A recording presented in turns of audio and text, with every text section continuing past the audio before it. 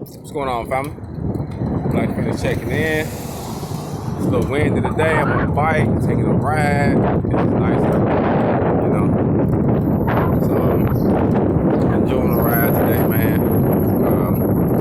It's crazy how when I was younger, I used to ride from town to town, from McGee to Reed, from McGee to Dearmart, from McGee to Lake Village, from McGee to Arkansas City. So that's like 15, 20 mile, 25 mile rides. And it was fun though. Me and the homies be on the bikes. We have our water, little money because we've been hustling, selling papers. We'll holler at the little girl we might sing at the game. Hey man, let's go down there and pull up on little mama now. We be on bikes and shit. That's funny as hell, man. But now, doing it, it's just good, man. It's just, just to enjoy life, man, and have a good time, you know what I mean? And now being able to do that, man, it's just, I don't know. It gives you that